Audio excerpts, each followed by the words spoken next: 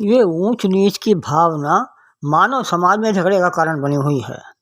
हर व्यक्ति दूसरे के मुकाबले अपने धर्म, अपनी जाति, अपने समुदाय को अन्य से ऊंचा समझता है। हमारे एक रिश्तेदार थे, जब मैं छोटा था तो वो कहा करते थे, जो व्यक्ति अच्छे कर्म करता है वही अगले जन्म में ब्राह्मण परिवार में जन्म लेता है, और उससे भी अच्छे कर्म करने वाला व्यक्ति ब्राह्मणों में भी सारस्वत उपजाति में जन्म लेता है, तथा अति उत्तम करने वाला व्यक्ति ही हमारे गोत्र में जन्मता है। वाह! उपरोक्त उदाहरण से पता चलता है कि व्यक्ति जिस ग्रुप से संबद्ध स्वयं होता है, यानी जिस ग्रुप से वो स्वयं संबद्ध होता है, उसी को वह सर्वश्रेष्ठ मानता है। यहाँ अहम की भावना काम करती है। ये ऊंच नीच की भावना ही परस्पर वैमनस्य का मुख्य कारण है। समाज में देखा जाता है कि किसी से मिलते समय एक व्यक्ति दूसरे को अभिवादन करता है। उनमें अभिवादन करने वाला व्यक्ति छोटा और अभिवादन स्वीकार करने वाला व्यक्ति बड़ा माना जाता है। या यूँ कहा जा सकता है कि बड़े व्यक्ति को अभिवादन करना छोटे व्यक्ति का सामाजिक कर्तव्य माना जाता है। और हिंदू समाज में तो छोटे लोगों द्वारा बड़े माने जाने वाले लोगों के पैर छूने की भी प्रथा है। पैर छूने की इस क्रिया से सिद्ध होता है कि समाज में इंसान के शरीर के विभिन्न अंगों को भी ऊंच नीच की दृष्टि से देखा जाता है।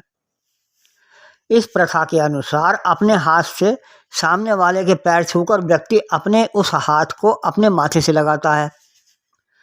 इस प्रकार पैर छूने की क्रिया में पैर छूने वाला व्यक्ति सामने वाले के पैरों को छूकर यह दर्शाता है कि हम आपके, यानी जिसके पैर छूता है उसके निम्नतम अंग को अपने सर्वोच्च अंग जैसा मानते हैं। अर्थात वहाँ एक ही शरीर के विभिन्न अंगों को भी उच्च व निम्न कोटि का समझा जाता है। ये एक ही शरीर के अंगों के साथ उपजी ऊंच नीच की भावना गोत्र, उपजाति, जाति से होते हुए सांप्रदायिकता तक पहुँच जाती है। यह है इस ऊंच नीच की भावना का व्यष्टि से समष्टि तक का सफर। इस प्रकार मनुष्य ऊंच नीच की भावनाओं का पुतला हो गया है। इसी ऊंच नीच की भावना के कारण आज संसार आतंकवाद से पीड़ित है, क्योंकि ये आतंकवादी भी अपने संप्रदाय को ऊंचा मानते हुए सारे संसार को उसी की छत्रछाया में लाना चाहते हैं तथा अन्य संप्रदायों व उनका समर्थन करने वालों को मिटा लेना चाहते हैं। जिस दिन समाज से यह ऊंच नीच की भावना समाप्त हो जाएगी, व्यक्ति अपने संप्रदाय की श्रेष्ठता से मुक्त हो जाएगा, उस दिन संसार में सांप्रदायिक झगड़ों की समाप्ति हो जाएगी। उसके लिए प्रत्येक मजहब संप्रदाय के धार्मिक नेताओं को समझदार बनना होगा।